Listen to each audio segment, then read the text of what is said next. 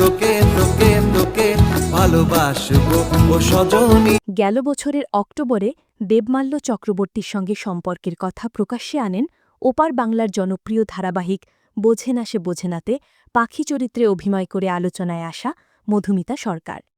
পেশায় ইঞ্জিনিয়ার দেবমাল্যের সঙ্গে গ্ল্যামার দুনিয়ার তেমন সম্পর্ক না থাকলেও প্রায় সামাজিক মাধ্যমে তাদের প্রেমের মুহূর্তগুলো শেয়ার করতে দেখা গেছে মধুমিতাকে। এর মধ্যে বিভিন্ন সময়েই এই জুটির বিয়ে নিয়ে গুঞ্জন চলেছে। এবার জানা গেছে আগামী ডিসেম্বরেই বিয়ের পিঁড়িতে বসছেন মধুমিতা। সম্ভাব্য তারিখ ৫ ডিসেম্বর, ৭ ডিসেম্বর বৌভাত। শোনা যাচ্ছে ইতোমধ্যে বিয়ের শাড়ি গয়না চূড়ান্ত, তবে তারিখ প্রকাশে অনীহা বজায় রেখেছেন এখনও।